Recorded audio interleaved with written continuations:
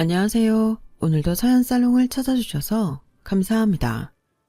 저는 40대 중반의 여성이에요. 저한테는 초등학교에 다니는 딸이 있고, 저는 그 딸을 혼자 키우고 있는 싱글맘이에요. 남편과는 아이가 학교에 들어가기 전에 이혼했어요. 아이까지 있는데 왜 이혼을 한 건지 좀 참고 살지. 그렇게 생각하시는 분들도 계실 것 같아요. 하지만 저는 아이를 잘 키우기 위해서는 이혼을 하는 게 낫겠다고 판단을 하게 됐어요.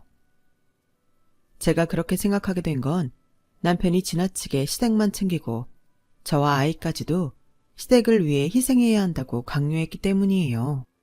솔직히 남편과 연애를 할 때에는 그 정도인 줄은 꿈에도 몰랐어요. 그저 남편이 자기 가족을 엄청 챙기는 사람이라고 여겼죠. 그렇게 자상하고 식구 챙기기를 우선하는 남자라면 결혼해서 나랑 자식한테도 그러겠구나 하고 생각했었어요. 하지만 결혼하고 시간이 갈수록 제 생각이 틀렸다는 것만 점점 드러나게 됐어요. 시부모님은 꽤 큰 레스토랑을 운영하고 있었고 시누이는 거기서 매니저로 일을 하고 있었어요. 남편은 저와 같은 회사를 다니다가 저랑 사내 연애를 하게 된 거였고요. 시부모님은 아들은 크면 여자 말이나 듣고 결혼하면 안부 전화도 제대로 안 한다며 무조건 딸이 최고라고 하는 분들이에요. 나이 드신 분들이 아들만 챙기는 걸 많이 봤던 저는 그렇게 생각하는 게 좀 신기하기도 했어요. 근데 정혁 씨는 웬만한 딸 못지않게 부모님 챙기는 거 아니야? 나는 우리 엄마 아빠한테 그렇게까지 안 해.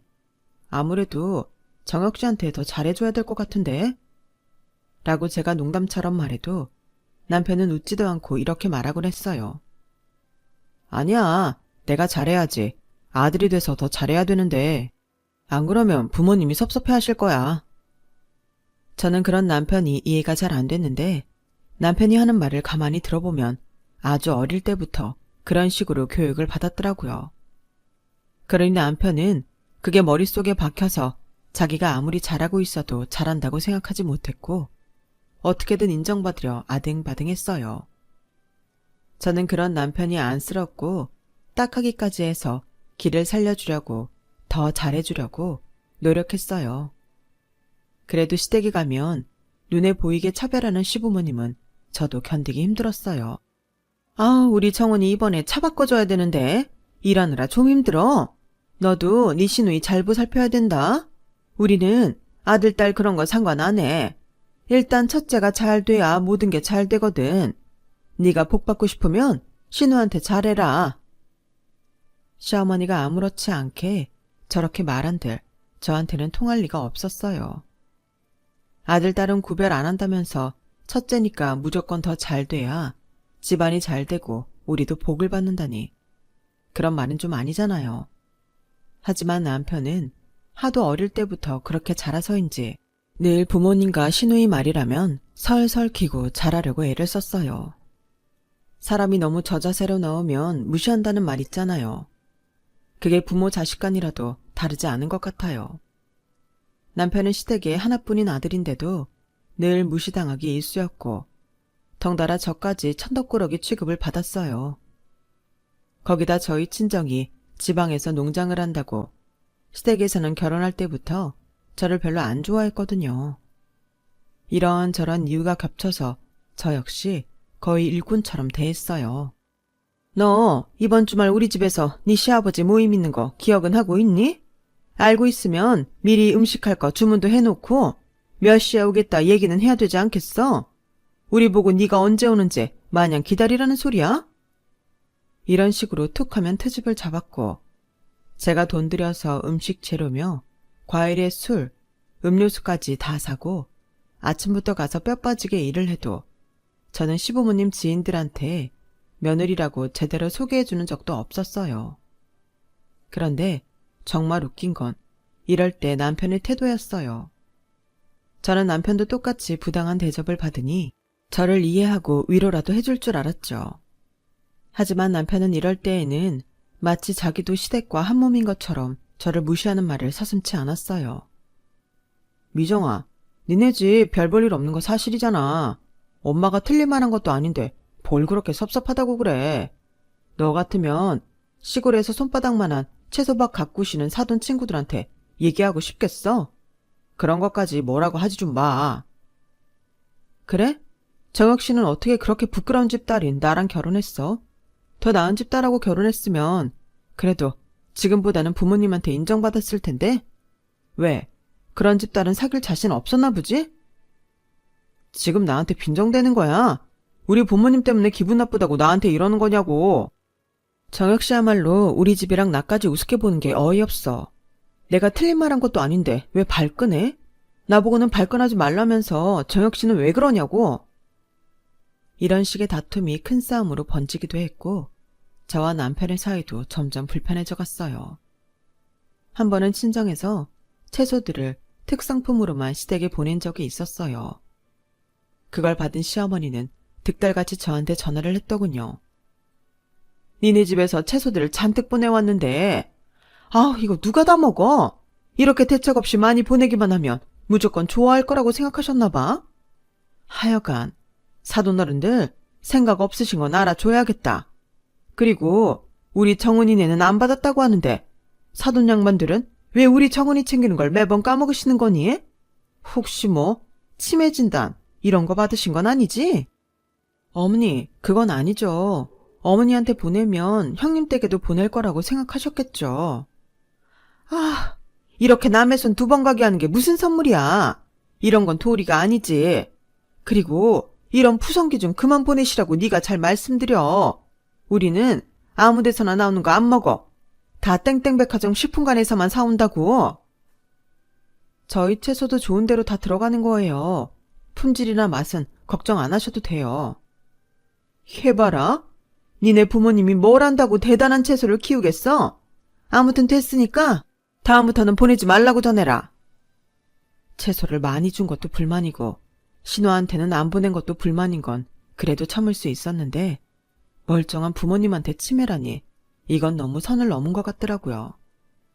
저는 화가 머리끝까지 났지만 최대한 꾹 눌러 참으며 말했어요. 못 드시겠으면 저 주세요, 어머니. 제가 가지러 갈게요. 그리고 형님도 어머니가 그렇게 못 믿으시는 채소 어떻게 드시겠어요? 그냥 저 다 주세요. 먹든지 버리든지 알아서 할게요. 어머? 너 지금 기분 나쁘다고 시위하는 거니? 아무리 저희 친정이 어머니 눈에 안 찬다고 해도 멀쩡히 건강하신 분들한테 치매냐는 말씀을 하시는 건 아닌 것 같아요. 저희 부모님 그런 말씀 들으면서까지 선물 보내실 만큼 아쉬운 분들 아니세요. 솔직히 어머니도 저희 부모님이랑 나이대 같은데 아무리 상대가 마음에 안 들어도 어머님한테 치매라고 말하면 어머니는 기분 어떠시겠어요? 제가 지금 가지러 갈 테니 그대로 그냥 주세요. 제가 평소와 달리 워낙 강하게 나오니 시어머니는 더 이상 말을 못했고 저는 바로 시댁으로 가서 채소를 가져왔어요. 그런데도 남편은 오히려 저를 몰아세우더라고요. 아니, 엄마가 지나가는 말로 한 걸 뭐 그렇게 곤두세우고 그래? 엄마가 얼마나 무안했겠어. 미정이 너는 가만 보면 니네 부모님밖에 안중에 없더라. 그게 정혁 씨가 할 소리는 아니지. 자기네 식구밖에 보이는 거 없어서 자기 아들 병원 가는 것도 내팽개친 게 누군데 그래?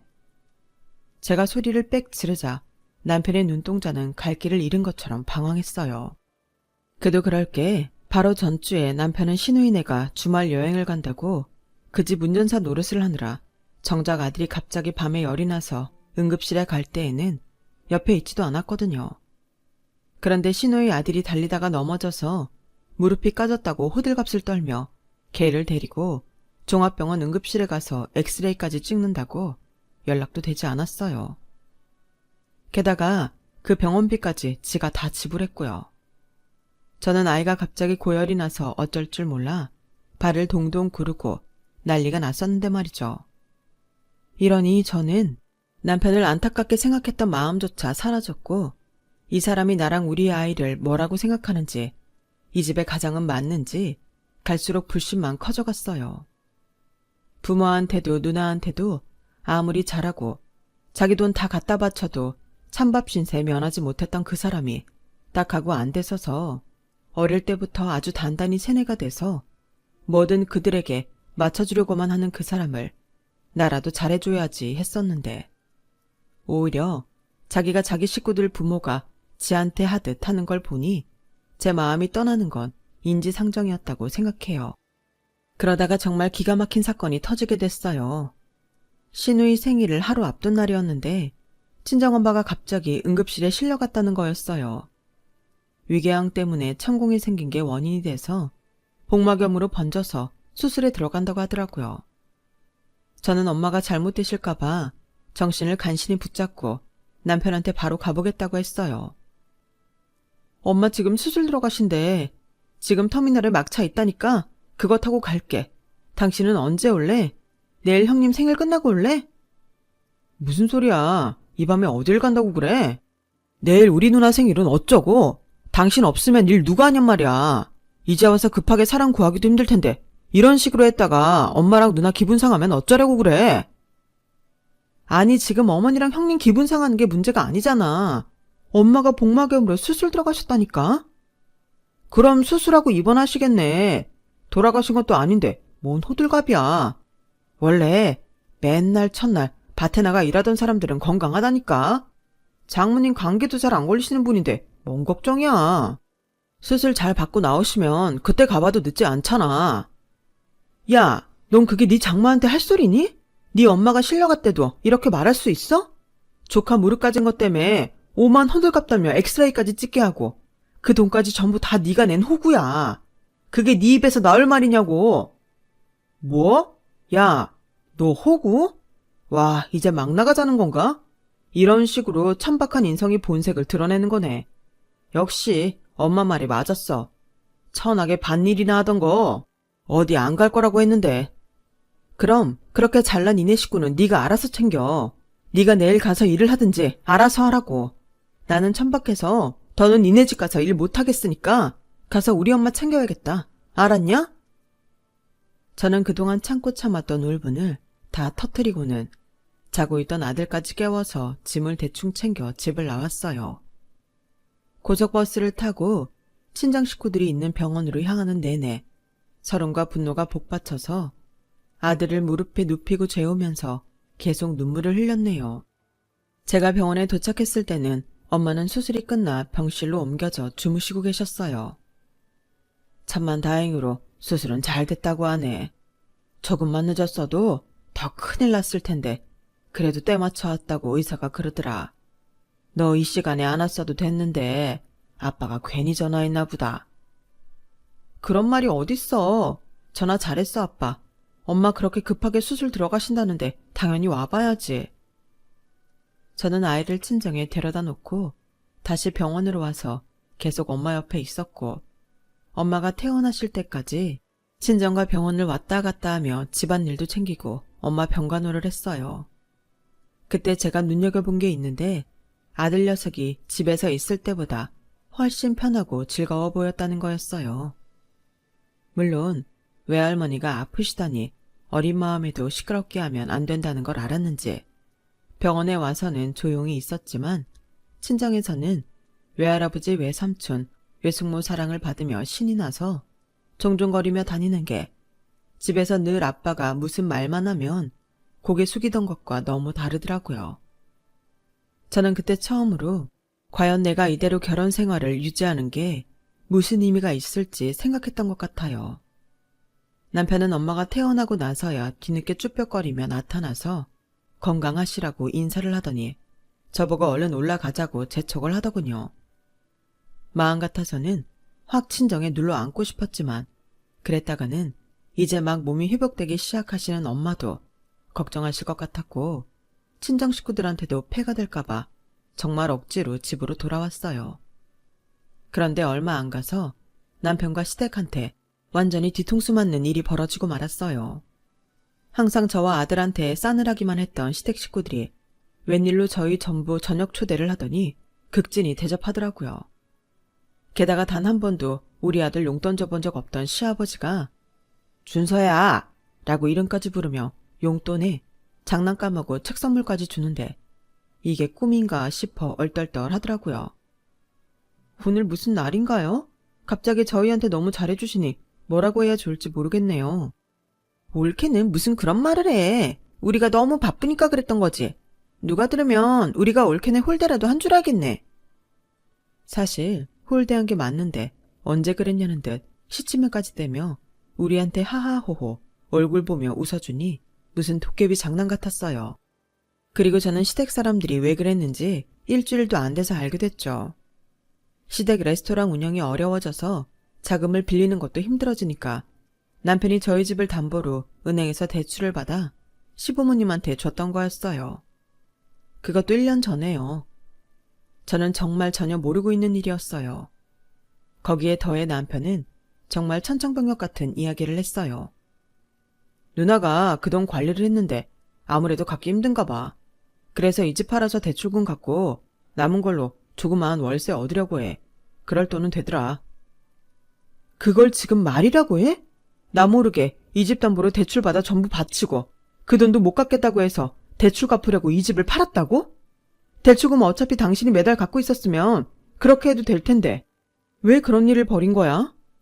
제가 꼬치꼬치 캐물으니 남편이 실토하는데 저는 정말 혈압이 올라 쓰러질 뻔했어요. 신우이 남편이 실직을 해서 몇 개월째 백수인데 신우는 더 큰 아파트로 이사 간다고 계약을 했다는 거였어요. 아니, 자기가 일하는 부모님 레스토랑도 힘들고 남편도 백수가 돼서 언제 재취업될지 모르는 마당에 더 큰 아파트로 이사를 간다니. 그것도 정신 나간 거지만 그 돈을 대주겠다고 아파트까지 판 남편은 더 미친 것 같았어요. 여기 파니까 누나 돈 딱 빌려주고 우리 월세 보증금 되더라고. 그래도 그동안 이 아파트가 오르긴 했네. 당신, 나는 정말 이해가 안 되는데 우리를 뭐라고 생각해? 앞으로 우리 준서 돈 들어갈 날만 있어. 그리고 애를 더 좋은 환경에서 키워야겠다는 생각 못 하는 거야? 애가 어린이집에서 월세 산다고 차별이라도 받으면 어떡하라고. 솔직히 이런 생각하면 나도 나쁜 사람이지만 현실에서 그런 이야기를 너무 많이 듣고 보니까 우리 애만큼은 좋은 환경에서 잘 키우고 싶었어. 뭐 대단히 좋은 환경까지는 아니어도 여기서 계속 살면 남들만큼은 하고 살 수 있었는데 이게 뭐야? 왜 하루아침에 우리를 이렇게 비참하게 만들어? 월세가 그렇게 싫으면 장인어른한테 좀 도와달라고 해. 니네 부모님은 빚진 것도 없고 사업하느라 모험할 일도 없잖아. 이 인간아, 농사는 뭐 그냥 되는 건 줄 알아? 일은 네가 저지르고 왜 우리 부모님한테 책임지라는 거야? 저는 너무 화가 나서 소리를 빽 질렀어요. 제정신일 수가 없었죠. 남편은 그럼에도 오히려 저를 비난하고 친정 부모님까지 이기적인 사람으로 몰더라고요. 아니, 장인 장모님이 자기 딸내 어려울 때 도와주지도 않는 게 말이 되나? 우리 부모님은 돈 때문에 잠도 잘 못 주무실 텐데 당신 부모님은 그런 것도 아니면서 돈 한 푼 안 내놓으시면 안 되지. 이런 건 당신이 나서서 우리 시댁 좀 도와달라, 우리 집 좀 해달라, 그래야 되는 거 아니야? 어떻게 당신은 당신 친정만 챙겨? 우리는 당신 가족으로 생각도 안 하는 거지? 방귀 낀 놈이 성낸다고 하더니 딱 그 꼴이네. 그 말을 당신이 나한테 해? 진짜 양심 없구나. 그렇게 저희는 대판 싸웠고 며칠 동안 서로 한마디도 하지 않았어요. 그런데 갑자기 오빠한테서 전화가 왔더라고요. 오빠와 통화를 한 저는 정말 입을 다물 수가 없었어요. 어떻게 돈 문제는 잘 해결됐어? 매제가 전화와서 니네 갑자기 이사가게 됐는데 돈이 모자라는데 나한테 도와줄 수 없겠냐고 하도 사정사정해서 내가 엄마 아버지 모르게 그냥 1억 넣어줬어. 이제 다 잘 되고 있는 거지? 뭐라고? 1억을 그 사람한테 줬다고? 언제 그랬는데? 너 미정이 모르고 있었던 거야? 매제는 네가 미안해서 말 못하겠다고 했다던데. 그래서 네가 매제한테 얘기 좀 해달랬다고 그러더라고. 저는 그 이야기를 듣고도 화를 참을 수가 없었는데 집에 온 남편은 제가 따지기도 전에 정말 개소리를 짓거리더라고요. 와, 당신도 그렇고 장인 장모님도 그렇고 지독하다, 지독해. 형님이 바로 1억 보내주는 거 보고 알았잖아. 돈이 그렇게 있으면서 여태까지 없는 척하고 살았다, 이거 아니야? 어쩌면 사람들이 그렇게 지독해? 당신은 더한 사람이고 말이야. 우리 부모님 정도 인격이 되니까 당신이나 당신 집안 참아준 건데 돈을 꽁꽁 꽁쳐놓고 입 딱 닫고 있었네. 와, 나 진짜 어이가 없어. 너 진짜 사고회로 이상하게 돌아간다. 김정혁 씨, 너무 어릴 때부터 찬밥덩이로 살다 보니 생각하는 것까지 삐뚤어진 거 진작에 알고 있었지만 그래도 나쁜 사람은 아니라고 생각했는데 뭐가 어째? 우리 친정에서 돈 받아 먹은 것도 모자라서 감히 우리 부모님까지 모욕을 해? 너 두고 봐. 내가 어떻게 하는지. 하, 두고 보자는 사람 제일 안 무서운 건 아나 몰라? 네가 대체 뭘 어떻게 할 수 있는데? 그래, 그게 뭔지 나도 기대하고 있을게.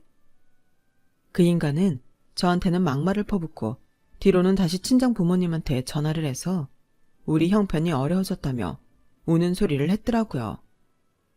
예, 김서방 말이다 사실이니? 니네 아파트도 팔고 월세 가게 생겨서 네 오빠가 1억 해줬다며. 그러지 말고 아빠가 세 주고 있는 아파트에 들어가지 그래. 니네 집에서 얼마 멀지도 않은 데라 이사하기도 쉬울 테고. 아빠가 그렇게 하라고 하시는데 아님 아파트 하나 사줄까? 엄마, 나 뭐 확인할 게 있는데 아파트 얘기 말고 혹시 그 사람한테 돈 보내준다고 한 거 있어? 당장 수중에 돈이 없다고 해서 네 아빠가 통장에 든 2억 보내시라고 하시는 것 같은데 왜? 그거 나한테 보내고 절대 그 사람 통장에 넣지 말라고 해. 자세한 얘기는 나중에 할 테니까 일단은 그렇게 해줘. 그런데 남편은 아빠가 아파트를 해주실 거라는 얘기를 이미 시댁에까지 했고 그걸 들은 시어머니는 화색이 돌아서 저희 집까지 직접 찾아왔더라고요. 저는 전과 다르게 호들갑을 떨며 친한 척하는 시어머니를 덤덤하게 보기만 했어요. 야, 어떻게 사돈한테 그런 아파트가 있었대니? 그 아파트 들어가기 싫으면 아파트 사줄 수도 있다고 한 게 정말이야? 아니 어쩌면 그렇게 밭일을 하면서 돈을 잘 모으셨어? 제가 전에도 말씀드린 것 같은데 어머니가 흘려들으셨나 봐요. 저희 친정 특수농작물 재배해서 땡땡 백화점보다 더 고급인 호텔로만 들어가고 웬만한 레스토랑에서는 사지도 못해요. 어머님 레스토랑은 웬만한 데라서 저희 부모님 농장에 주문 발주도 못 넣어봤을 것 같아서 민망하실까봐 거기까지는 말씀 안 드렸어요. 그러니까 잘 사는 동네에서 겉만 번지르르한 레스토랑 하다가 빚 만지는 사람들하고 다르게 그냥 밭일이 아니라 친환경에 최첨단 시스템으로 고급 특수작물만 기르시고 쓸데없는 사치 안 부리시니까 돈 모으신 거예요. 아무리 말씀드려도 귀에 들어오지도 않으셨죠? 뭐라고? 너 지금 뭐라고 했어? 내가 잠깐 딴 생각했나 봐. 제대로 못 들었네? 별로 중요한 말은 아니지? 시어머니는 자기가 생각해도 민망한지 얼굴이 빨개져서는 되도 않는 변명을 해대더군요. 그래서 말이야, 정혁이가 우리 정은이네 가려고 한 아파트보다 사돈 어르신이 해주신다는 아파트가 더 좋다고 거기로 가라고 하더라고. 그래서 지금 우리 정은이 신나서 이사 준비하고 있지 않니? 아, 네가 아주 이제야 신우 대접하는데 한몫하는구나 싶어서 어찌나 대견한지 모르겠다. 이사 준비를 하세요? 저희 아빠가 해주신다는 그 아파트로요? 아, 그랬군요. 그게 언제인데요? 저는 신우가 이사를 하겠다는 날짜를 알아낸 후에 말없이 혼자 이혼 소송 준비를 했어요. 물론 남편한테도 말하지 않았죠. 괘씸한 그 인간은 부모님이 저를 생각해서 주시려고 한 아파트까지 지네 집에 주려고 저한테 한마디 상의도 안 했으니까요. 시어머니가 다녀간 걸 모르는 남편은 그 후에도 저한테 아파트에 대해 이런 방구 꺼내지 않더라고요. 거기에 더해 아빠가 돈 보내주기로 한 것도요. 그러던 어느 날 남편은 자기한테 돈이 안 들어오자 퇴근하고 집에 와서 똥 마려운 강아지처럼 거실을 이리저리 돌아다니다가 핸드폰을 들고 방으로 들어가더군요. 저는 재빨리 뒤쫓아가서 남편이 통화 버튼을 누른 핸드폰을 낚아채서 확인해봤어요. 아니나 다를까 아빠한테 전화를 걸고 있더라고요. 왜 이래? 전화 내놔. 너 우리 아빠한테 돈 달라고 할 거잖아. 무슨 말도 안 되는 소리야. 그냥 안부 전화야. 네가 언제부터 우리 부모님한테 안부 전화를 했다고 그래. 네가 받기로 한 2억 내 통장에 있어. 그러니까 그 돈 어떻게 받아내겠다는 생각 안 하는 게 좋을 거야. 뭐라고? 야, 그 돈은 아버님이 나한테 주시기로 한 거잖아. 아버님 좋아하시네. 누구 보고 감히 아버님 소리를 해? 우리 아빠가 어떻게 네 아버님이야? 언제는 이기적이고 지독하다더니 아버님? 너 진짜 양심 팔아먹었구나. 야, 잔말 말고 얼른 그 돈 나한테 입금해. 내놓으라고. 왜? 그 돈 또 니네 엄마 아빠한테 갖다 바치고 인간 대접 받아보고 싶어서 그래? 꿈 깨. 네가 그럴수록 니네 부모나 누나는 널 호구로만 알 거야. 나도 지금까지 호구로 살면서 깨달은 건데 넌 왜 모르니? 하긴 그걸 모르니 지 처자식 내팽개치고 지네 부모님하고 누나한테만 설설 기느라 아주 영혼까지 갖다 바치지. 미안한데 이제 나는 그 호구짓에서 빼줘. 우리 준서도. 뭐? 너 지금 무슨 소리 하는 거야? 얼른 아버님이 보낸 돈이나 내놓으라니까. 너 나랑 이혼할 건데 어디다 대고 돈을 내놓으라는 거야? 뭐? 이혼? 그게 무슨 소리야? 그래, 이혼. 너랑 이혼한다고. 그러자 남편은 웃음을 터뜨리더니 저를 비웃더라고요. 그래, 어디 해봐, 이혼. 누가 해준대? 네가 이혼할 거면 벌써 했겠지. 이제 와서 용기도 없는 주제에 무슨 이혼 타령을 하고 있어. 그러면 내가 겁먹을 것 같아? 더 이상 가짜는 소리 하지 말고 내일 오전에 은행 가서 나한테 그 돈 전부 보내. 말이 안 통하니 저는 행동으로 보여줘야겠다 싶었고, 그날 저는 짐을 싸서 아들과 함께 아빠가 주신다고 한 아파트로 들어가 버렸어요. 원래는 신우가 짐을 싸서 오기로 한 날 들어가려고 했는데 더는 참을 수 없어서 먼저 저질러 버린 거죠. 그런데도 남편은 제가 홧김에 해보는 거라고 생각했는지 한 사흘 정도는 저를 찾지도 않고 잠잠하더라고요. 그러다가 이혼 소송 서류가 도착하고 나서야 저한테 전화를 하고 난리 났더군요. 야, 미정아, 너 진짜 1억이야? 이혼 소송이라니. 너 그냥 나 겁주려고 일하는 거지? 그런 거 맞지? 내가 밥 먹고 할 일 없니? 그런 걸로 장난을 치게? 나 진짜로 너랑 이혼할 거야. 니네 식구들은 정말 웃긴 게 사람이 말을 하면 왜 고지고대로 믿지를 않는 거야? 그것도 다 나를 하찮게 보니까 그러는 거겠지? 얼마나 사람을 우습게 봤으면 내가 아버지가 특수장모를 하셔서 백화점도 아무데나 안 준다는 말도 제대로 안 듣고 이혼한다는 말도 장난인 줄 알까? 나는 대체 그렇게 나를 무시하는 너라는 인간하고 왜 살았던 걸까? 지 자식도 무시해서 기 다 죽인 인간을 뭐가 좋다고 지금까지 참았나 몰라.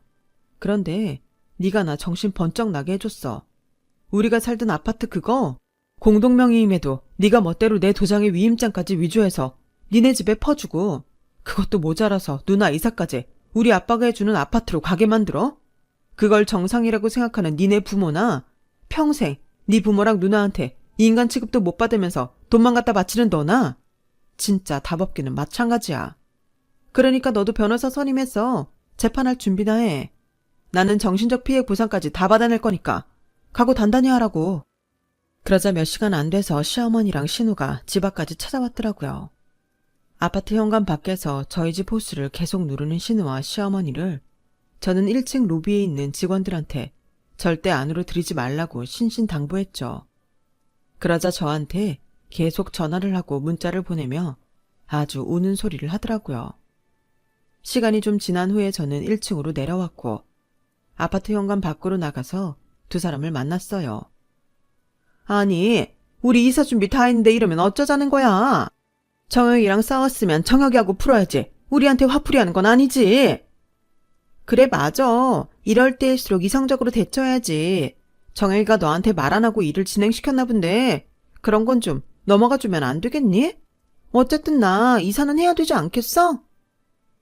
그 이사를 왜 우리 아빠 아파트로 하는데요? 맡겨놨어요? 우리 아빠가 아파트 얘기를 꺼낸 건요. 저랑 준서가 살 집이라고 생각해서예요. 아닐 것 같으세요? 그럼 저희 부모님하고 통화해 보시든가요. 예, 지금 네가 화가 많이 났나 본데 일단 진정을 좀 하자. 당연히 화가 나죠. 대체 뭐하는 사람들이길래 저를 호구로 보고 제 등에 빨대 꽂고 아파트의 돈에 다 빼먹으려 하는지 정말 이해가 안 되거든요. 그런 다음 저는 일부러 큰 소리로 지나가는 사람 다 들으라고 목이 터져라 외쳤어요. 우리 친정이 농장한다고 별 볼 일 없다며 그렇게 무시하고 여태까지 살 동안 며느리 대접 한 번 안 하고 얘, 너, 쟤 이딴 식으로만 부르더니 이제는 우리 아빠가 돈도 있고 이런 아파트도 있다는 거 알고 나니까 갑자기 호칭이 바뀌었네요. 아가요? 제가 무슨 당신 아가예요. 사람이 가만히 있고 호의를 베푸니까 만만해 보이고 모든 게 다 권리인 줄 알았죠? 그러고 있는데 저만 치해서 헐레벌떡 뛰어오는 남편놈이 보이더군요. 저는 그 인간이 도착하자마자 더 큰 소리로 말했어요. 김정혁, 지 부모 입만 입이고 지 누나네 식구 귀한 줄만 알고 정작 자기 아내랑 자식은 지들 식구가 무시하는 그대로 똑같이 무시하면서 지 자식 밤중에 열이 나서 아픈데도 전화는 안 받고 지 조카 무릎 까진 것 엑스레이까지 찍고 장모님 복막염으로 응급실 실려갔다는데 반일하는 사람들 건강하니까 가지 말고 네 누나 생일잔치에서 일이나 하라고 해놓고 누가 누구더러 이기적이라고 해. 이렇게 말하고 보니까 정말 지금까지 너라는 놈하고 산 내가 병신이고 호구다. 너 우리 오빠한테 받아간 1억 당장 내놔. 안 그러면 나 너 고소하고 네 월급 다달이 빼갈 테니까 그런 줄 알아. 그리고 앞으로 네 부모랑 누나한테 호구 노릇하고 싶으면 네 능력만큼만 해. 왜 남의 집 재산까지 다 털어서 니네 식구한테 주는 건데 남의 돈은 돈도 아니냐? 그러자 지나가는 사람들하고 아파트 경비 직원들까지 나와서 저희를 보며 수근거렸고 남편과 시어머니 그리고 시누이는 사람들 눈초리가 신경 쓰였는지 더 이상 별말하지 않고 꽁무니리가 빠져라 지들 집으로 돌아갔어요. 저는 다음날 다시 짐을 싸서 아들과 함께 친정으로 돌아왔어요. 남편은 제가 아파트에도 없고 친정으로 가버린 걸 알고는 그때야 큰일 났다고 생각했는지 친정 근처까지 와서 저를 기다리더라고요. 그러더니 아주 착한 척을 하며 생쇼를 하더군요. 내가 당신 기분을 너무 몰라줬던 것 같아. 당신이 준서 데리고 나가버리니까 집이 집 같지도 않네. 우리 준서 이런 데에서 지내본 적도 없을 텐데 힘들 거 아니야. 아이를 생각해서라도 당신이 이러면 안 되잖아. 내가 미우면 나만 미워해. 다른 사람들까지 불편하게 하지 말자. 저는 이 인간이 이렇게까지 남한테 잘못을 떠넘기기까지 할 만큼 교활하다는 걸 전에는 미처 몰랐어요. 열이 받은 제가 남편한테 한 소리 하려고 할 때였어요. 그때 갑자기 누가 다다다 뛰어오더니 남편의 무릎팍을 팍 치고는 제 뒤로 숨는 거였어요. 바로 우리 아들이었어요. 아빠, 왜 엄마 괴롭혀? 난 여기 너무 좋은데 왜 그런 식으로 말해? 외삼촌도 외숙모도 외할머니 외할아버지도 아빠보다 나 훨씬 예뻐하는데 아빠는 맨날 엄마 힘들게 하고 나한테도 모자란 녀석이라고 했잖아. 아빠 오지 마. 엄마한테 그러지 마. 그 말은 저뿐 아니라 아이를 데리고 산책을 나왔던 오빠까지 다 들어버렸어요. 오빠는 잔뜩 굳어진 얼굴로 당장이라도 한 대 칠 것처럼 남편을 쏘아봤고 남편은 어쩔 줄 모르고 고개를 다른 데로 돌렸죠. 왜? 겁나니? 좀 전처럼 한번 계속 그 잘난 입 나불 대보지 그래? 그래, 사실대로 말할게. 내가 당신 없으니까 불편해. 그러니까 이러지 말고 우리 다시 잘해보자. 응? 잘해볼 게 있긴 해? 그런 거 없잖아. 그리고 너 나 없어도 니네 피부치들만 있으면 되는 인간이야. 네가 지금까지 보여준 게 그거잖아. 오죽하면 준서가 저런 말을 다 하겠어. 어린 제가 뭘 안다고 그런 말을 하겠냐고. 그만큼 너는 아빠 자격이 없다는 뜻이야. 더는 와서 소란 피우지 말고 법정에서나 보자고. 네 얼굴 다시는 보고 싶지 않으니까. 알겠어? 그래도 가지 않고 우리 부모님한테 사정을 설명하겠다며 억지를 부리던 남편은 결국 오빠에게 떠밀리다가 새언니가 신고한 동네 경찰들한테 끌려서 파출소 신세까지 졌네요. 정말 마지막까지 정직하지 못하고 추한 모습만 보인 남편은 법정에서도 저와 이혼 못한다고 소란을 피우다가 쫓겨나기까지 했고 시어머니와 시아버지는 저희 부모님한테 제발 저를 설득해달라고 했다가 오히려 엄마한테 한 소리 듣기까지 했어요. 저희도 사돈이 우리의 마뜩치 않아 하는 건 알고 있었어요. 그래도 잘 살아보려고 애쓰는 딸이 안쓰러워서 저희 나름대로 노력하느라 채소도 보내고 했는데 그것도 타박했다는 건 제가 이제야 알았네요. 왜 미정이가 더 이상 보내지 말라고 했는지 그 진실을 지금에서야 알았어요. 우리 애랑 준서가 대체 뭘 잘못했다고 그렇게까지 무시하셨나요? 그래놓고 이제 와서 우리한테 애를 설득하라고요? 참 무서운 양반들하고 저희가 엮였었네요. 이제 그만 마음에 안 차는 우리 애들 놔주시고 그쪽 마음에 쏙 들고 돈도 다 갖다 바칠 새며느리 찾으세요. 그걸로 마지막으로 저희와 시댁 그리고 남편과의 대화는 끝이 났어요. 남편은 이혼 소송에서 져서 저한테 위자료와 오빠한테 빌린 돈 그리고 저와 아들에 대한 정신적 피해 보상까지 해줘야 했어요. 게다가 아이가 아빠와는 절대 보고 싶지 않다고 해서 남편은 아이가 원할 때까지 만날 수도 없게 됐죠. 그 후 저는 아빠가 비워두신 그 아파트에 아들과 들어가서 살게 됐어요. 부모님이 저희 생활은 걱정하지 말라고 하셨지만 저는 부모님께 기대기만 할 생각은 없었어요. 그래서 다니던 회사도 더 열심히 다녀서 승진도 했고 위자료로 받은 돈도 이리저리 쪼개서 투자도 하고 적금도 들었죠. 그렇게 시간이 지나고 아이는 학교에 들어갔고 저도 지금 회사 생활 잘하며 아이 돌보고 그렇게 살고 있답니다.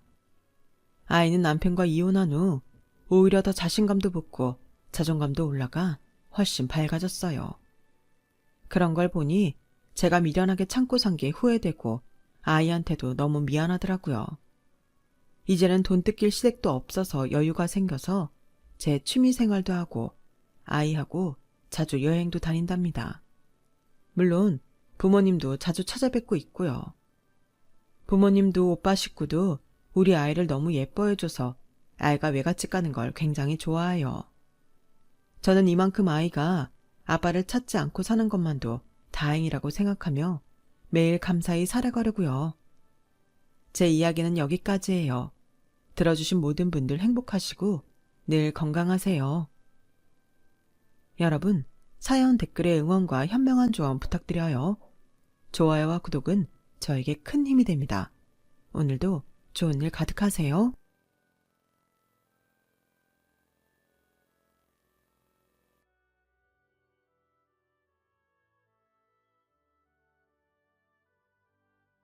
안녕하세요.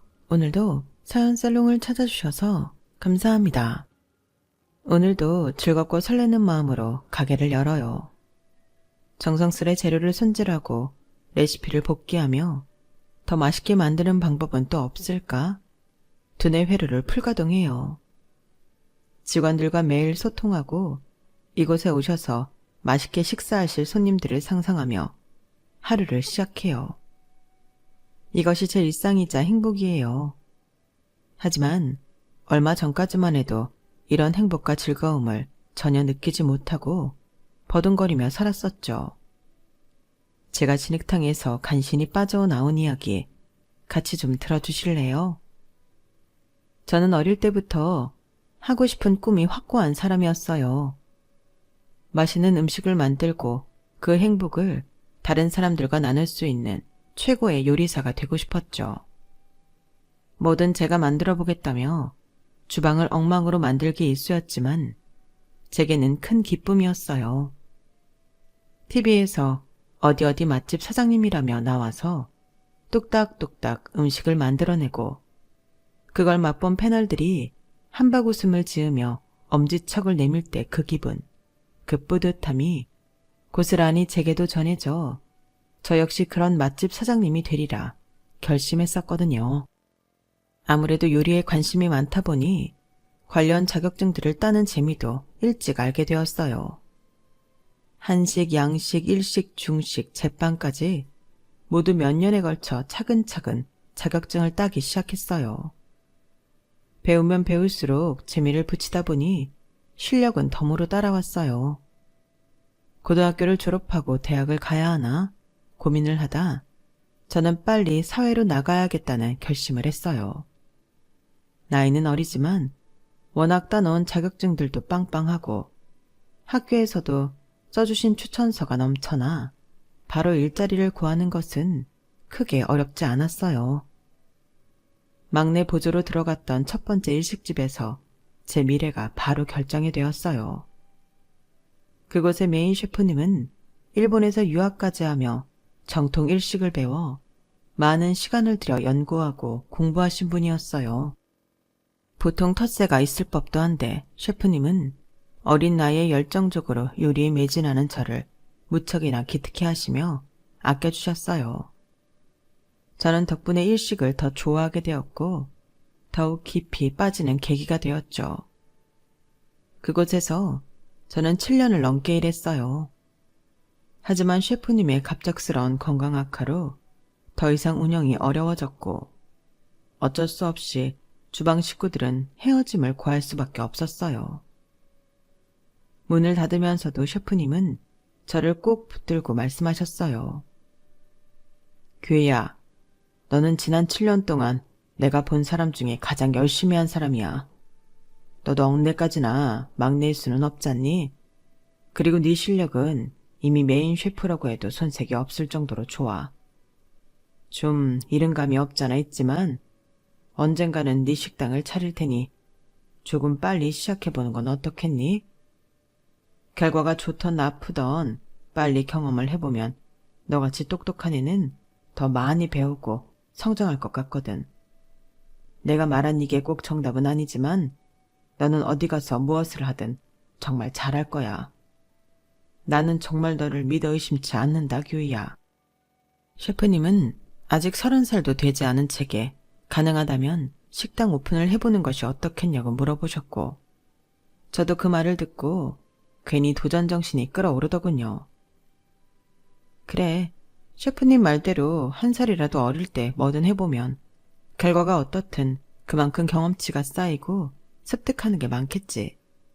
작게라도 한번 시작해보자. 저는 그동안 모은 돈과 받을 수 있는 대출을 보태 5평 남짓한 작은 일식당을 열게 되었어요. 워낙 작은 가게다 보니 일반 테이블과 의자는 고사하고 모든 자리를 바 형태로 만들어 손님을 맞이했어요. 처음 시작은 어설프고 막막했지만 정말 다행히도 저는 금방 자리를 잡을 수 있었어요. 오픈한 지 1년이 조금 넘었을 때는 매일 대기가 1시간을 넘는 것은 우스웠죠. 저는 행복한 비명을 지르고 있었어요. 저의 첫 번째 도전이 이렇게나 성공할 줄은 상상도 하지 못했었거든요. 언제까지나 모든 것이 그렇게 순조롭게 흘러갈 줄만 알았어요. 하지만 역시나 성공은 그렇게 쉽게 얻을 수 있는 것이 아니었어요. 제 가게가 들어가 있는 건물에 대해서 이상한 소문이 돌기 시작했어요. 여기 건물주 완전 빌턴털이 돼서 나갈 때 아무것도 못 건진대. 건물주가 자기는 옥살이 할 각오도 되어 있다면서 보증금 못 준다고 완전 배째라식으로 나오고 있다나 봐. 다른 사람한테 넘어가도 한 푼도 못 받고 쫓겨날 수도 있대. 장사는 잘 되고 있었지만 입점해 있던 상가에 큰 문제가 생겼어요. 저를 포함한 다른 가게의 보증금을 갖고 건물주가 엉뚱한 곳에 투자를 했던 거예요. 하지만 그건 전형적인 투자 사기였고 건물주는 보증금을 돌려줄 돈이 없으니 죽이든 살리든 알아서 해라 식으로 나왔어요. 내가 이 식당을 시작하려고 얼마나 열심히 살았는데 왜 이렇게 피눈물 나게 하세요? 이봐요 아가씨, 나도 엄청난 피해자야. 당신들은 이 가게 보증금만 떼인 거잖아. 난 정말 1,000원짜리 한 장 안 남기고 다 털렸어. 피눈물이 나도 내가 흘려야 맞는 거지. 그건 다 아저씨가 잘못 선택해서 그런 거잖아요. 우리는 그냥 장사만 열심히 했을 뿐인데 어떻게 저희한테 이럴 수 있어요? 에휴, 나도 모르겠다. 날 죽여서 내 장기라도 갖다 팔던지 해. 이제 먹고 죽을래도 돈이 없어. 나도 내 인생 다 말아먹고 포기했으니까 알아서들 해. 나도 힘든 사람이야. 건물주는 변제 의지가 전혀 없었고 그냥 무조건 감옥에 가겠다는 태도로 일관했어요. 건물은 경매로 넘어갔고 저를 비롯한 그곳에 입점해 있던 여러 자영업자들이 돈도 못 건지고 가게를 비워주고 말았어요. 저는 완전 멘붕이었어요. 너무나 잘 흘러가고 있다고 생각했는데 그게 모래성처럼 한꺼번에 와르르 무너져 버렸으니까요. 가게를 닫고 한동안 바깥 출입도 하지 않고 방 안에서만 지냈어요. 우울감에 잠식되어 밥도 먹지 않고 매일 누워서 울기만 했어요. 그러다 어느 날 이런 생각이 들었어요. 황규희, 너 처음 식당 열 때 뭐라고 했어? 잘 되든 안 되든 난 아직 한참 젊고 경험을 기회 삼아 더 성장하는 사람이 되자고 결심했었잖아. 돈? 물론 적은 돈은 아니지만 내가 다시 용기 내 시작한다면 충분히 벌 수 있잖아. 나 스스로를 믿자. 난 뭐든 할 수 있는 황규이다. 저는 3개월 만에 다시 마음을 고쳐먹었어요. 아직 창창한 20대이고 고작 첫 번째 도전이었을 뿐인데 문제없이 잘 되는 게 더 이상한 거다 라고 생각했죠. 저는 굳은 일부터 다시 시작했어요. 겸사겸사 초심으로 돌아가 저를 다잡을 수 있는 계기가 되는 것 같더군요. 평소 맛있기로 소문이 자자했던 일식집에 무작정 이력서를 들고 찾아가 사정을 얘기했어요. 우리는 지금 직원을 따로 뽑을 예정이 없는데. 네, 그냥 이런 지원자가 있다라는 것을 말씀드리고 싶어서 찾아왔습니다. 혹시 제게 기회가 주어진다면 어떤 위치에서라도 정말 열심히 하겠습니다. 이곳에서 꼭 일해보고 싶습니다. 그러다 정말 기적처럼 주방에 한자리가 나게 되었고 먼저 찾아와 적극적 태도를 보인 제게 연락이 왔어요. 더 지체할 것도 없이 바로 일하겠다는 대답과 함께 이튿날 바로 출근해 일을 시작했어요. 확실히 굳은 일이 더 많기는 했지만 제 가게를 할 때보다는 마음이 더 편하더군요. 저는 정말 열심히 일했어요. 왜냐하면 한번 해보고 나니까 더 잘하고 싶은 욕심이 생겼거든요. 그리고 언젠가 또 저만의 식당을 다시 갖고 싶더라고요. 그 미래를 위해 지금 이런 고생쯤은 다 참아낼 수 있었죠. 그리고 그 일식집에서 제 평생 동반자라고 생각했던 남편을 만나게 되었어요. 남편의 이름은 이종진. 나이는 저보다 6살 많았고 직접 친분이 있었던 것이 아니라 함께 일하던 동료의 친구로 어울리다 알게 되었죠. 그는 K그룹 계열의 대기업에서 일하고 있었고 나이에 비해 일찍 능력을 인정받아 꽤 잘 나가는 사람이었어요. 동료들과 술 한잔하는 자리에서 동료가 남편을 부르면서 서로를 알게 되었고 연락을 하고 지내다가 호감이 생겨 교제까지 하게 되었어요. 남편은 두드러지는 단점 없이 지극히 평범한 남자였고 사귀는 시간이 길어지자 결혼 이야기가 오가게 되었어요. 나는 너보다 6살이 더 많다 보니 집에서도 그렇고 결혼 압박이 아예 없는 것은 아니야. 우리도 만난 시간이 적지 않고 서로 잘 맞다고 생각해. 너에게는 부담이 될 수 있지만 너와 결혼해서 가정을 꾸리고 싶어. 나도 오빠랑 결혼을 아예 배제했던 것은 아니지만 아직 내가 이뤄내고 싶은 것이 많아서 솔직히 결혼에 대해 확신이 안 서. 아무래도 결혼하게 되면 내 일은 순위가 밀리게 되니까. 그런 거라면 걱정 마. 결혼해도 교이 내 꿈을 이룰 수 있게 내가 많이 도와줄게. 원한다면 아이도 늦게 가져도 돼. 그냥 결혼만 먼저 하자. 저도 남편을 많이 좋아하고 있었고 자신 있게 제 서포트를 자처하고 나서는 그를 보며 안심하고 결혼을 결심할 수 있었어요. 인사를 드리려고 찾아뵌 그의 부모님들도 평범하고 착한 분들이었죠. 아우, 실제로 보니 더 아기 같고 어리네. 피부 뽀송한 것 봐. 환영해요, 규희 씨. 이렇게 예뻐해 주셔서 감사합니다.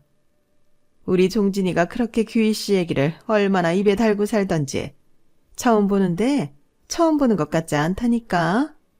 자, 이것 좀 들어요. 오늘 규희 씨 온다 그래서 내가 신경 써서 준비했어요. 매일 다른 사람 맛있는 것만 만들어줬죠? 오늘은 내가 만든 것들 즐겨요. 와, 진짜 맛있어요. 감사합니다. 잘 먹겠습니다. 일식집에서 일을 하고 있다고 들었는데 할만해요? 네, 사실 전에 제 가게를 오픈했다가 건물주 문제로 문을 닫은 적이 있거든요. 한번 제 식당을 해보니까 눈에 들어오는 게 더 많아서 지금 비록 메인은 아니지만 열심히 하고 있습니다.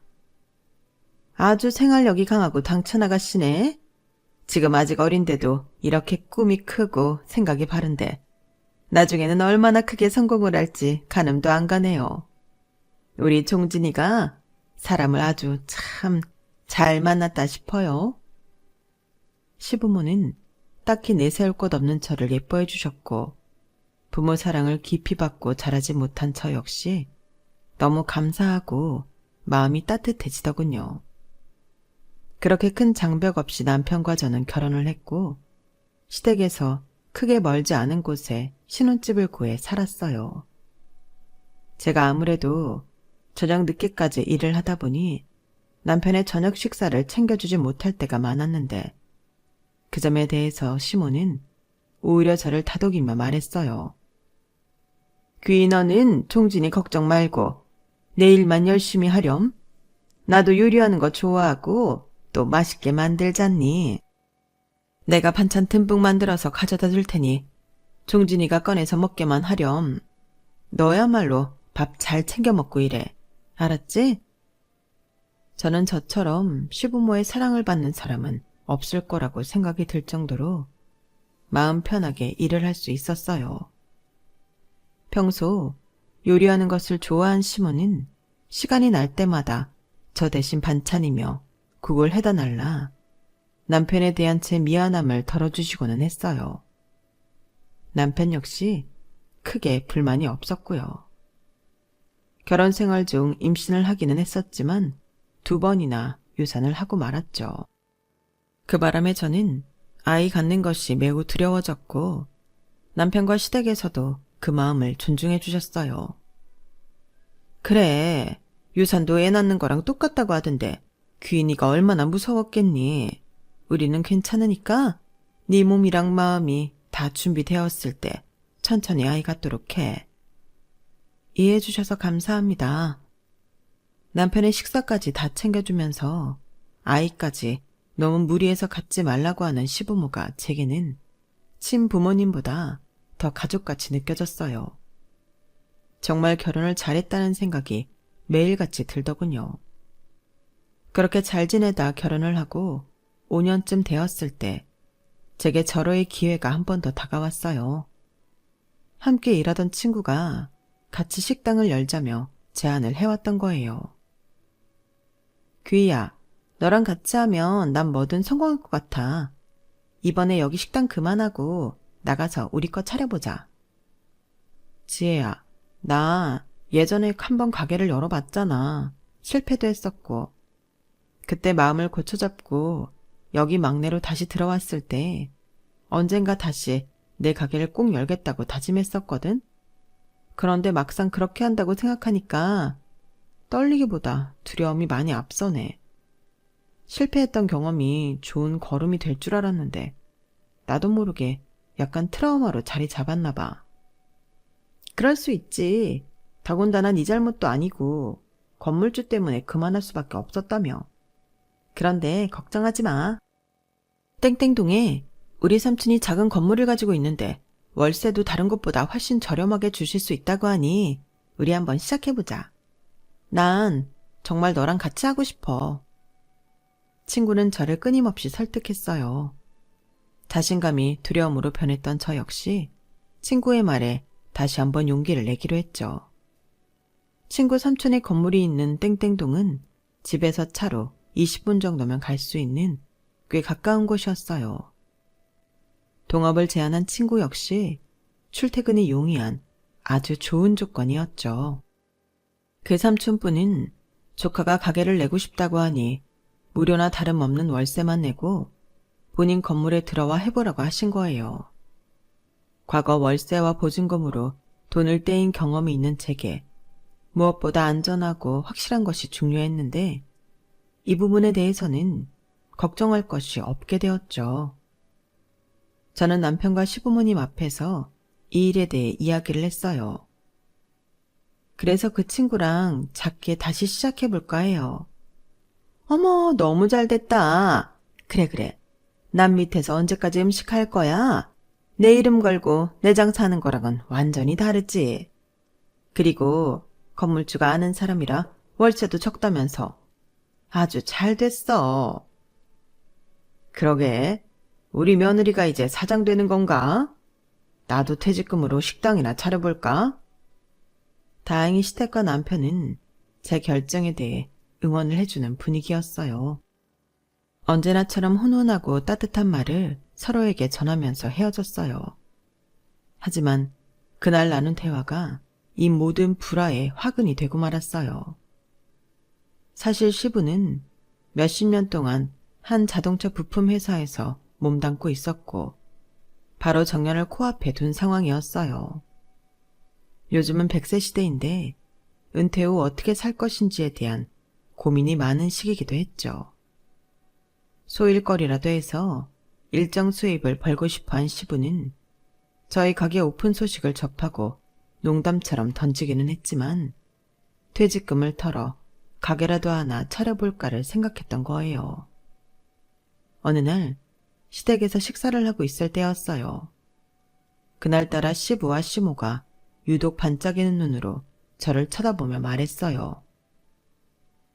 얘 기우야, 넌 전에 한번 해봤다면서? 장사하는 거 어떠니? 장사요? 뭐 힘들긴 힘들죠. 힘들기만 해. 제 장사니까 아무래도 더 신경 써서 하게 되고 잘 되면 또 성취감도 크고 그렇죠. 그렇지? 세상에 죽기만 하란 법은 없으니까. 그런데 그건 왜요? 아니 지난번에 네가 식당 오픈하기로 했다고 하고 갔잖니. 그래서 나랑 아버지랑 의논을 좀 해봤는데 몇 달 뒤면 아버지 은퇴하시잖아. 그래서 퇴직금 나오는 걸로 우리도 장사나 좀 해볼까 해서. 네? 장사요? 요즘 같은 시대에 우리 나이 70도 안 됐는데 지금 은퇴하고 집에만 있으면 뭐하니? 죽을 때까지 좀 생산적인 일을 해야지. 그래서 우리도 장사나 할까 한다. 아버님은 평생 회사만 다니셨고 어머님은 전업주부셨잖아요. 갑자기 장사를 한다고 하면 많이 어렵지 않을까요? 그런데 무슨 가게를 하시려고요? 뭐 먹는 장사가 그래도 접근이 쉽지 않겠니? 치킨집도 괜찮고 그 뭐더라? 마라탕? 요즘 애들 그거 많이 먹는다며. 그건 시작만 하면 돈방석 깔고 왔는데. 그게 말이에요, 어머님 아버님. 의도는 참 좋은데 제 생각에는 좀 더 심사숙고하시고 결정하셨으면 좋겠어요. 음식 장사가 문턱이 제일 낮다고 생각하시지만 사실 그게 아니에요. 지금 식당하는 자영업자가 제일 많잖아요. 그 중에서 살아남아야 하는데 몇 번이나 식당을 했다가 다른 사람들도 많이 어려워하거든요. 그런데 하물며 종목도 확실히 아직 안 정하셨고 이런 쪽은 한 번도 경험해보시지 않은 두 분이 덥석 달려들었다가 많이 힘들어하실까봐 걱정돼요. 예, 너도 알다시피 내 요리 솜씨가 좀 괜찮니? 이 나이 되니까 레시피 필요 없이 뭐 넣으면 되겠구나 하고 금방 뚝딱하고 만들어낸다니까? 음식 장사가 요리 솜씨만 있으면 되지 뭐가 더 필요하겠어. 우리 두 노인네 아직 어디 한 군데 아픈 곳 없고 건강하잖아. 장사 뭐 그까짓 거 그렇게 어려우면 길거리에 그렇게 식당이 빽빽하게 있겠어? 너무 어렵게 생각할 필요 없을 것 같아. 하지만 그 퇴직금 두 분 노후 자금이신 거잖아요. 조금 더 안전한 곳으로 하시는 게. 얘가 오늘따라 왜 이렇게 부정적으로 나와? 넌 우리가 아직 시작도 안 했는데 뭐든 그렇게 망할 생각부터 하는 거니? 아니요, 어머님, 아버님.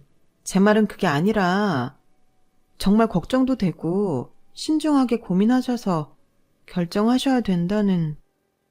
예, 너 장사 한번 해봤다고 우리 두 사람 무시하는 거니? 장사는 뭐 너 같은 사람만 하라는 법이라도 있어? 저는 식당을 오픈하는 것에 대해 별 어려움 없이 너무 쉽게 돈을 벌 수 있다고 생각하는 시부모를 정말 말리고 싶었어요. 아버님 동창 중에 한 분도 평생 은행에서만 일하다 은퇴하고 퇴직금으로 샤브샤브집인가? 그거 차렸다는데 세상에 사람들이 줄 서서 기다렸다 먹는다더라. 은행에서 10년 일하고 번 돈보다 1년 잠깐 반짝한 게 더 많대. 세상에 마음 먹고 덤비면 못할 일이 뭐가 있니? 그리고 우리 집엔 네가 있잖아. 뭐가 걱정이야. 저요? 그래. 너도 식당 할 건데 모르는 거 있으면 너한테 물어봐서 하면 되지 뭐. 규희 네가 아직 어려서 모르나 본데 사는 게 어렵긴 하지만 또 그렇게 팍팍하지만은 않아. 우리가 너보다 벌써 몇십 년을 더 살아봤잖니. 모든 일을 그렇게 걱정부터 하고 지레 컵부터 먹고 하면 될 일도 안 되는 거야. 밀고 나갈 때는 밀고 나가야지. 응? 안 그러니? 시부모님이 결정을 다 내렸더군요. 실행력이 좋은 건지 신중함이 부족한 건지 모르겠지만 시부모는 다음 날부터 바로 식당을 할 자리를 알아보고 다니기 시작했어요. 아직 뭘 할지도 확실히 결정 안 하고 가게부터 알아보는 게 꺼림칙해서 슬그머니 말렸더니 또 한 소리만 듣고 말았죠. 결국 일주일 뒤 남편을 통해 이야기를 듣게 되었어요. 엄마랑 아빠 가게 계약했대. 벌써? 잘 알아보신 거 맞는 거지? 뭐 연륜이 있는데 잘 알아보고 하셨겠지. 치킨집보다 마라탕으로 마음이 기우신 것 같더라고. 뭐? 마라탕? 난 좀 불안한데. 귀 너는 뭐가 맨날 그렇게 불안하냐? 어련히 알아서 잘하시려고. 그 퇴직금 평생 일하시고 받는 마지막 월급이나 다름없는데 잘못되면 어떡하나 하고 걱정이 되니까 그렇지. 황교희, 너 지난번에도 내가 그냥 말 안 하고 넘어갔는데 듣자 하니까 좀 이상하다. 혹시 엄마랑 아빠 장사가 잘 안 되면 우리가 뭐 모시기라도 해야 될까 봐 그렇게 말리는 거야? 오빠, 무슨 말을 그렇게 해. 난 그런 생각 추호도 한 적 없어. 내가 그동안 어머님 아버님한테 받은 게 얼마인데. 나중에 그런 거 싫어할까 봐? 우리도 여유 있고 만약에 두 분 다 필요하시다 하시면 당연히 용돈도 드리고 할 거야. 난 진짜 걱정돼서 하는 말이라고. 그래, 장사 경험이 없는 건 그렇다 쳐. 그럼 종목이나 가게라도 좀 더 신중하게 고민하시고 결정하셨으면 하는 거지. 두 분 다 음식 장사를 너무 쉽게 보시니까. 얼마나 에너지가 필요한 건데. 너는 한번 해봤다 이거잖아. 그렇게 잘 알면 너라도 발벗고 나서서 도와주면 되잖아. 나도 식당 오픈 앞두고 이것저것 준비하느라 맨날 바쁜 거 오빠도 알잖아. 갑자기 왜 이렇게 삐뚤어지게 나와? 삐뚤게 나온 건 네가 먼저야. 아무튼 아빠랑 엄마 뭐 한다는 거 이제 말리지 마. 나도 듣기 싫으니까. 남편 역시 아르바이트도 한번 해보지 않고 쉽게 대기업을 들어간 사람이라 모든 일을 우습게 보는 경향이 있더군요. 당사자들은 다 속이 편하고 시댁일을 진짜 걱정하는 건 저 혼자뿐인 것 같았어요. 결국 시부모는 아직 퇴직금을 받지도 않았는데 가까이 있던 3천만 원 적금을 깨서 가게 계약금을 처리했고 시작이 반이라며 뭐 거의 다 준비를 한 것처럼 이야기를 하더군요. 우리가 구한데도 교회 식당 열려고 하는 땡땡동이더라. 아마 걸어서 10분 정도 걸리나 그런 것 같아. 두 분도 땡땡동에 하셨어요? 그런데 그쪽에 마라탕집이 이미 많이 들어와 있다고 들었는데. 그래? 난 그런 거 못 들었는데. 그래도 거기 워낙 오가는 사람이 많아서 좋대. 역시 시부모는 잘 알아보지 않고 부동산에서 흘리는 이야기만 듣고 덜컥 계약을 한 것 같았어요. 예, 그래도 우리가 현장답사 한답시고 주변에 있는 마라탕을 먹어봤잖니. 난 보통 그걸 왜 먹는지 모르겠더라. 맵기만 하고 맛없어. 네? 어머님, 그럼 다른 메뉴를 하셔야죠. 어머님이 먹어보고 맛있고 자신 있는 걸로 하셔야 손님들도 만족하지 않을까요? 야채랑 고기랑 어묵 같은 거 좀 다 때려 넣고, 뭐 또 양념 때려 넣고 끓이거나 볶으면 되더만. 그렇게 쉽고 빠르게 조리되는 걸 해야 주문을 빨리빨리 돌리지. 내가 해서 내가 먹을 것도 아닌데 뭐 내 입맛에 맞을 필요는 없지. 어지간한 치킨집보다 훨씬 쉬워 보이더라. 저는 한숨만 나왔어요. 어떻게 장사에 대해 이렇게 무지할 수 있나 싶었죠. 시몬은 평소 자신이 요리를 잘한다는 자신감으로 모든 것을 밀어붙이는 것 같았어요. 제게 한없이 다정하고 친절했던 시부모가 너무도 낯설게 느껴지기 시작했어요. 장사를 모르면서 준비도 서툴고 알 수 없는 자신감만 장착되어 있으니 말이에요. 하지만 이건 시작에 불과했죠. 저는 본격적으로 시부모의 실체를 알게 되었어요. 귀야, 그 조리도구는 어디 가서 사야 되니? 니네 거 사면서 우리도 좀 사다 주지 않을래? 귀야, 야채는 어디서 떼와야 하니? 아랫집 여자가 다른 데 다 납품하고 남는 것들 싸게 주는 데가 있다는데 너는 어떻게 거래하나 싶어서. 귀야, 메뉴판은 어디 가서 만들어야 되니? 귀야, 주방에 뭐가 문제인지 물이 새는데 이거 어디 연락해야 되는 거니? 시부와 시모는 하루에도 수십 번씩 제게 연락을 해왔어요. 가게 오픈을 하면서 필요한 모든 것들을 제게 물어오기 시작했어요. 저 역시 친구와 식당 오픈을 얼마 남기지 않고 바빠 죽겠는데 말이죠. 그래도 제가 알고 있고 또 할 수 있는 한 최대한 도와드리려 노력했어요. 저희 가게와 시부모 가게를 둘 다 신경 써서 준비하려니 몸이 축나더군요. 병원에 가서 수액을 맞아가며 힘든 것을 참고 오픈 준비를 서둘렀어요. 그 사이 시부가 은퇴를 하고 퇴직금 3억 정도가 생겼어요. 3억 중 80%가 잔금과 이것저것 준비하는 데 들어갔어요. 나머지 돈으로는 장사 시작하면 바빠서 못 간다며 신나가 여행을 하시더군요. 결국 시부모 수중에 남은 돈은 2천만 원이 전부가 되었죠. 저희 일식집이 오픈을 2주 남겨놓고 있을 때쯤이었어요. 시부모가 당신들도 2주 뒤 같은 날에 오픈하겠다며 연락을 해왔어요. 네? 오픈일이 겹치면 어떡하죠? 뭘 어떡하니? 그날 종진이는 회사에 휴가 내고 전단지라도 돌리는 거 도와주러 온다고 하더구나. 너는? 저요? 저도 그날 오픈하잖아요. 너는 다른 통업자 사장도 있다면서. 나랑 아버지는 처음 시작하는 건데 그래도 네가 와 있으면 좀 좋겠니? 네?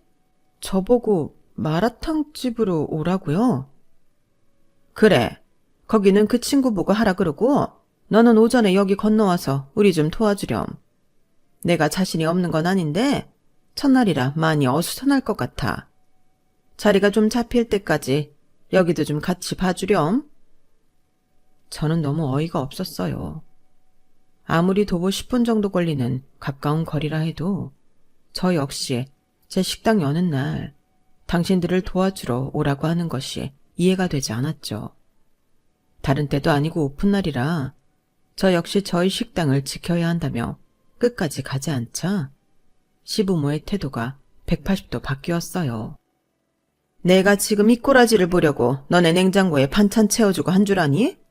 귀 네가 잘났으며 뭐가 얼마나 잘났다고 아주 고개 빳빳이 들고 못 도와준다고 자신있게 말하는 거야? 오냐오냐 했더니 아주 혼자 잘났지? 어? 시모는 과거 당신이 제게 잘해줬던 것을 들먹이며 협박 아닌 협박을 했어요. 저는 결국 마음이 약해져 제 식당을 하면서도 시부모가 필요할 때 도와주러 가고는 했어요. 이러다 보니 저절로 동업하는 친구의 볼멘 소리가 나오기 시작했고 저는 매일 사과만 할 뿐이었죠. 규희야, 너희 시부모 일인 건 알겠는데 손님 많아지는 시간에 이렇게 자리 비우는 건 좀 그렇지 않니? 오늘도 자리는 있는데 일손이 부족해서 돌아간 팀이 몇 팀인 줄 알아? 미안해 나정아. 내가 다음부턴 그런 일 없게 할게. 시부모의 호출이 잦아질수록 친구와도 사이가 어려워지는 것을 느낄 수 있었어요. 저는 아무래도 이제는 단호한 조치가 필요할 것 같아 시부모의 연락이 와도 제 가게를 지켜야겠다 생각했죠. 어김없이 그날도 전화가 울렸어요. 규희야, 지금 여기로 좀 와보렴. 어머님, 곧 있으면 저녁 장사 시작해야 돼서 지금 한창 바쁜 타임이에요. 무슨 일 때문에 그러세요? 아니, 우리도 배달하는 어플, 거기에 들어가고 싶은데 어떻게 해야 하나 싶어서 그러지. 오픈한 지 얼마 안 됐는데 매장에 사람들이 별로 없어. 그래서 지인한테 물어봤더니 마라탕 같은 건 배달로 많이 시켜 먹는데 그거도 아직 신청 안 했냐며 오히려 핀잔을 주더구나. 우리도 그 핸드폰으로 올려서 전화 주문 받고 할 수 있게 좀 빨리 알아봐 주렴. 시부모는 머리부터 발끝까지 다 제 손길이 닿기를 주문했어요. 하지만 이번 일은 저도 쉽게 참을 수 없이 불편한 감정을 조용히 말씀드리기로 했죠. 어머님, 다름이 아니라 요즘 일식집이 점점 바빠지고 있어요. 제가 자꾸 자리를 비우니 동료 친구가 많이 힘들어하고요. 배달앱에 등록된 주변 식당이 있으면 좀 알아보셔서 문의를 해보시는 게 어떨까요?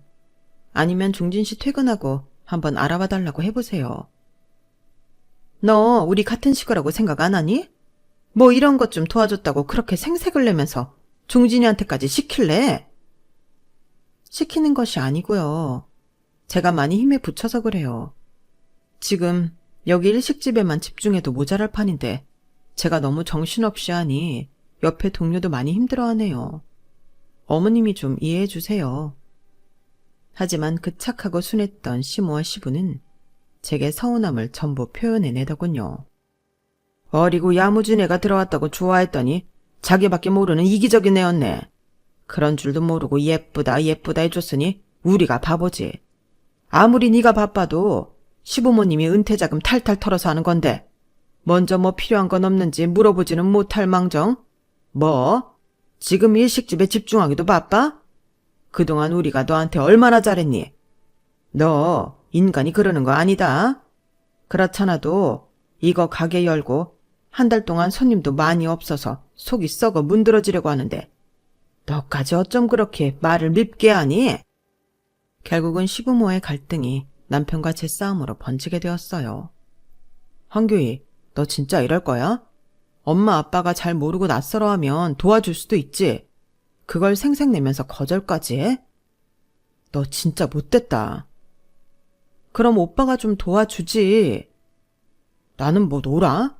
나도 하루 종일 회사에서 일하고 지친 몸으로 오는 건데. 그럼 나야말로 놀아? 나 지금 진짜 몸이 10개라도 모자라. 친구한테 면목도 없어 죽겠고. 같이 오픈했는데 지금 그 친구가 혼자 짊어지고 가는 분위기라고. 지금 친구가 먼저라 이거야? 그 말이 아니잖아. 거기랑 마라탕집이 무슨 먼 거리도 아니고 필요하면 잠깐씩 가서 봐주면 될 것 같고 무슨 하루 종일 죽치고 있는 것처럼 말해. 잠깐 이 10번이면 뭔데? 옆 가게가 아니라 걸어서 10분을 가야 한다고. 그게 아니더라도 나도 장사하는데 오라가라는 것도 정도가 있지. 이건 정말 너무하잖아. 그래서 나도 이제 좀 힘들 것 같다. 이렇게 말씀드리니까 바로 날 나쁜 년으로 몰아가시고 나야말로 지금 답답해. 시부모의 가게 일 때문에 점점 남편과의 사이도 벌어지기 시작했어요. 그러는 와중에 저와 친구의 일식집은 금방 입소문을 타고 손님이 바글바글해졌어요. 한번 실패한 경험을 토대로 정말 이를 갈며 준비했더니 작은 문제도 쉽게 해결할 수 있겠더라고요. 게다가 동업자 친구와 끊임없이 메뉴 개발과 연구를 했더니 손님들의 칭찬이 이어졌죠. 너무 기쁜 일이었지만 한편으로는 마음이 아주 무거웠어요. 시부모 가게가 가장 큰 문제로 남아있었으니까요. 그 이후로 남편과도 서먹해지고 말았어요. 3개월 그리고 6개월이 흘렀고 저희 일식집은 손님들이 들끓었어요. 맛에 만족한 손님들이 SNS에도 자발적 홍보를 해주면서 더 많은 사람들이 찾아왔죠. 반면 시부모의 야심찬 마라탕 가게는 계속해서 하향세를 걷고 있었어요. 재료도 신선도를 떠나 싸고 양 많은 것만 고집했고 양념도 시중에 파는 것으로 해서 특별히 맛있다는 생각이 들지 않았어요. 게다가 두 분이서만 다 하시려고 하다 보니 손길이 미치지 못해 불만을 토로하는 손님들이 많아지기 시작했죠. 뭔가 크게 잘못되고 있었어요. 중간중간 시부모가 역시나 저를 아무 때나 호출하는 바람에 그 계기로 사이가 더 멀어지고 어색해지게 되었어요. 식당을 오픈하고 1년이 막 지나려는 참에 큰일이 생기고 말았어요. 아침에 출근을 하려고 보니 식당 유리문과 창이 온통 깨져 있고 화분도 다 뽑혀 있었죠. 식당 안에는 큰 돌들이 여기저기 있었고 테이블과 의자에도 상처가 크게 난 것들이 있었어요. 저는 너무 놀라 CCTV를 돌려보았고 그걸 본 후 더 놀라서 아무 말도 할 수가 없었어요. 가게를 이렇게 만든 범인은 바로 시부와 시모였던 거예요. 혹시 누가 알아볼까? 전부 검은 옷으로 풀착장한 두 명이 새벽 3시쯤 가게를 엉망진창으로 만들어 놓는 것이 고스란히 다 찍혀 있었죠. 누가 봐도 시부와 시모의 체형과 움직임이었어요. 너무 숨이 막히고 울분이 차올라 몸이 부들부들 떨렸어요. 당장 시부모에게 달려갔어요. 뭐 하시는 거예요? 네? 왜 저희 가게 그렇게 난장판으로 만드셨어요? 무슨 소리야? 나는 뭔 소린지 도통 모르겠다. 뻔뻔한 두 사람은 예상했듯이 오리발부터 내밀더군요. 이 CCTV 좀 보세요. 검은 옷이랑 모자, 마스크로 두 분이 가려질 것 같으세요? 누가 봐도 어머님 아버님이에요. 도대체 무슨 짓을 하신 거예요? 그러니까 말이다. 네가 진작에 좀 잘했으면 우리가 이렇게까지 했겠니? 네? 무슨 말씀이세요? 너 혼자 잘났다고 아주 우리 부탁은 귓등으로 듣는 척도 안 하더니만 니네 식당 그렇게 사람들이 바글바글 한다면서 지금 우리 가게 봐라. 손님 앉아있는 테이블이 하나라도 있는지. 시부모는 이렇게 고생을 하고 있는데 지는 뭐가 좋은지 희희낙낙하고. 제가 이 마라탕집 하라고 두 분 떠밀었어요? 그런 거 아니잖아요. 전 오히려 신중하시라고 말렸잖아요. 하겠다고 고집피운 건 두 분이에요? 제가 뭘 그렇게 잘못했나요? 상황이 이러면 우리 가게를 우선시 해줘야 하는 거 아니냐? 넌 종진이 아내고 우리 며느리잖아. 도무지 너한테는 가족애가 하나도 느껴지지가 않으니? 그리고 마라탕이 이렇게 안 되는 거였으면 그때 더 적극적으로 말렸어야지. 네? 애초에 제 말 들은 채도 안 하신 거 두 분이랑 오빠예요. 이제 와서 장사 안 되니까 저한테 화풀이 하시고 그것도 모자라 가게를 테러해요? 처음에 많이 제가 도와드렸잖아요.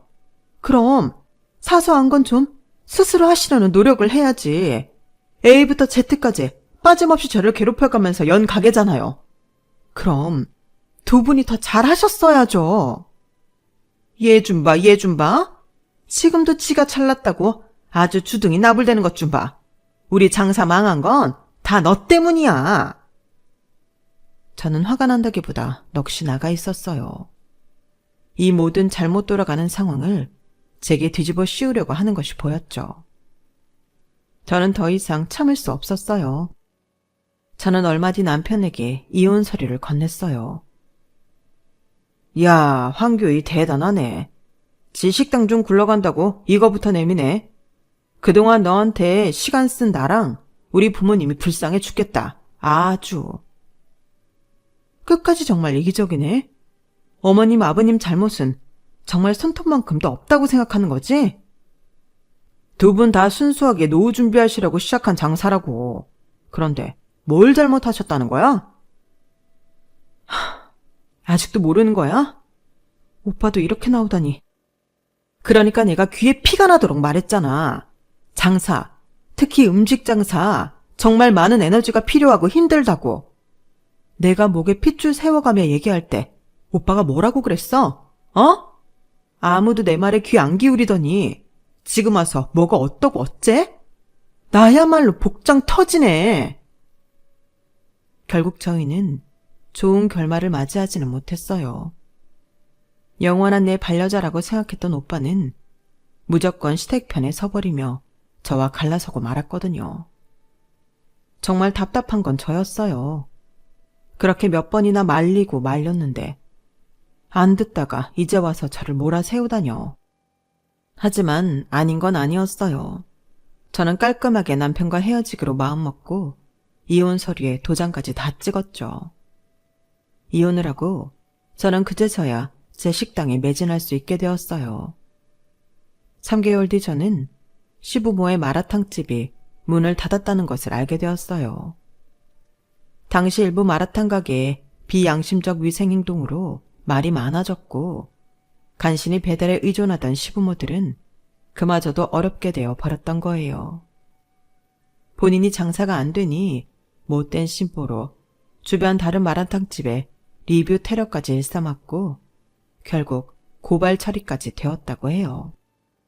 일이 마무리된 이후에는 억 단위로 들어간 그곳을 급하게 폐업하고 주변 상인들의 눈치까지 보며 먼 곳으로 이사를 갔다고 하더군요. 뉴스 이슈가 부담스러웠던 남편 회사는 꼬리 자르듯이 그를 내보내는 방향으로 결정이 났다고들 해요. 자기의 감각, 느낌, 헛소문만 듣고 자신들의 소중한 돈과 귀한 시간을 다 잃은 시댁은 지금쯤 얼마나 가슴을 치며 후회하고 있을까요? 오히려 그 집에서 현실적이고 할 수 있는 한 바른 말을 했던 제 말을 들었었다면 상황은 좀 달라졌을까요? 그 집과 손절하고 저는 지금 식당 일에 몰두하며 열심히 하고 있습니다. 내년에는 2호점과 3호점 오픈을 목표로 친구와 더 열심히 하고 있답니다. 제가 앞으로 계속 나아갈 수 있는 힘을 여러분들께 부탁드려도 될까요? 제 이야기 끝까지 함께 해주셔서 감사합니다. 항상 건강하시고 행복하세요. 여러분, 사연 댓글에 응원과 현명한 조언 부탁드려요. 좋아요와 구독은 저에게 큰 힘이 됩니다. 오늘도 좋은 일 가득하세요.